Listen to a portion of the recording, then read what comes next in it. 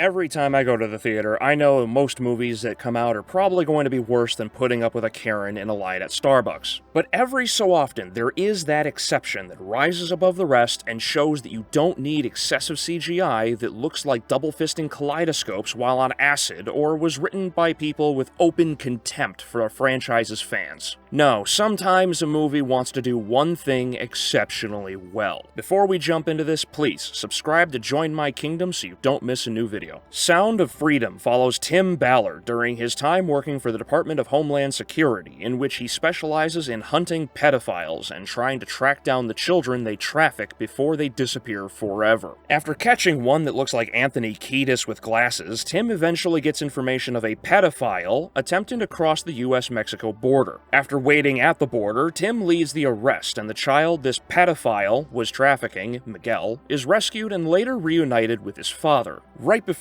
leaving, Miguel asks Tim if he can find his sister Rocio, which leads Tim to travel down to Colombia on a mission to track her down as he, along with the help of a former cartel boss, hatch a plan to save as many children as possible, as well as Rocio, before she disappears forever. Wow, Albeleo, this summary is the second shortest thing you've ever given to people.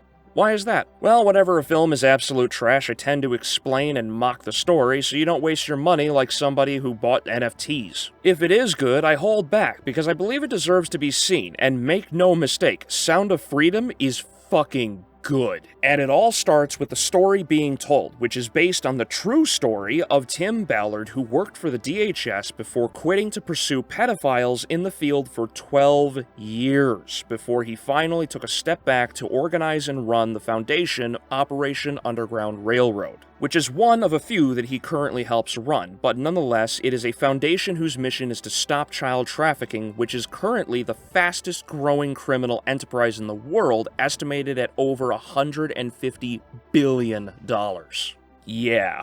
Now, bringing this all together are stellar performances from the cast led by Jim Caviezel as Tim, who we ain't really seen since Mel Gibson made half the world cry with Passion of the Christ, but he's back showing that he can still nail his roles. Now, we'd all like to think that these pedophiles are taken care of like John Wick went to a PETA facility to rescue his dog, but in reality, people have to hold themselves back and sometimes work with pedophiles for a chance to save children. And I can't imagine that level of self-control needed to do this for real, and Caviezel does a fantastic job of selling you on the idea that he's doing what he can because the kids are the priority. All the while, behind that facade, you know that he would rather be holding these people face first down in a river filled with piranha. A shared sentiment among most of us who have seen this film, I'm sure. When my girlfriend and I got out of the theater, she was like, "Thank you for taking me to see this. What did you think, honey?"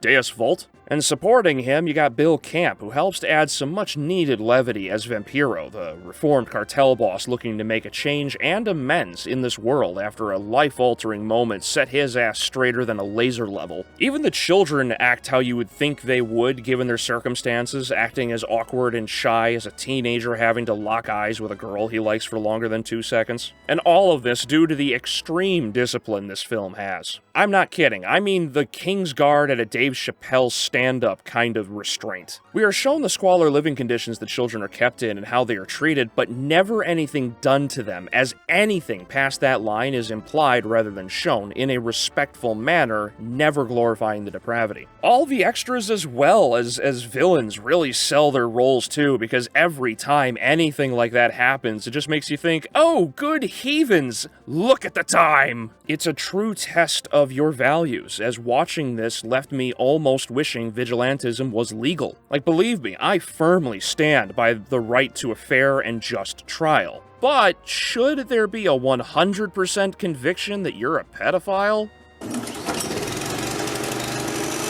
Now, if I am being honest, as I am, there are a few issues in and around the film. As I mentioned, Sound of Freedom is the definition of restraint, so it is odd being advertised as an action film when it is a slow burn drama. And I mean slow burn. It's like a two-legged tortoise going out for milk slow. There is also a little embellishment for the sake of the audience. This is expected, after all. No film in the world is a perfect one-to-one of reality, so when something does happen that didn't really occur, it is is a bummer in hindsight, although it almost doesn't matter because you're enthralled by the story being told. Also, when the film is about to give you some payoff, you're internally screaming due to how much you need it, like a dehydrated SpongeBob. Now, with the few possible negatives out of the way, guess what's wild? Sound of Freedom is 5 years old.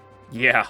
This isn't an uncommon practice in Hollywood, as some movies aren't released until after an actor hits it big to improve sales, like Cabin in the Woods after Hemsworth proved himself with Thor. It wasn't until Angel Studios came along and raised enough money to take it off of all companies, Disney's hands. That's right, after the Fox merger, this film fell under Disney's ownership and they shelved it for 5 long years. Kinda makes you wonder, just like all these articles trying to detract from this movie. Jezebel, The Guardian, Rolling Stone, and more all claim this is some nonsensical QAnon political conspiracy. Ignoring how stupid a claim that is, when the fuck did child trafficking become a dividing line in politics? It is now right-wing to be against child trafficking? I'm not going to apologize for my politics, but I'd like to think that those who don't align with me politically can still agree that there are lines that shouldn't be crossed.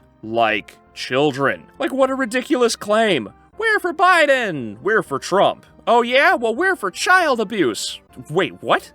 Obviously, these articles don't speak for everyone, but there is a rise in people who claim children can consent to sex, and these are the same kind of ivory tower elites who were all in favor of supporting scantily clad underage girls twerking in cuties. So is it really unsurprising they'd be against Sound of Freedom? Of course, the motherfucker's a Rothschild too, but are we really supposed to just ignore that John Griffin was a thing? Really? That dude looks like that Ron White joke of sitting in a beanbag chair naked eating Cheetos, but with cuties on repeat. Like, the hypocrisy is rampant with these kinds of people in all levels of media, and Hollywood as well, from powerful executives like Harvey Weinstein down to pathetic actors like Ezra Miller. And Sound of Freedom is the Rambo of child trafficking movies, of opening a dialogue about a very dark reality that many of us don't often consider, and with everything going on in the world today, it is easy to ignore these events, and I do not blame you. It is a terrific movie, and one that people should go and see as soon as possible. In fact, if you go to angel.com/freedom, link in the description below, you can buy tickets or pay it forward to help others go see this movie and even claim free tickets in case money is tight in this trash economy. It's a movie about hope in the darkest of times and proves that not only do movies exist because people care, but that there are good people pushing back against those that would do harm to others even at great personal sacrifice.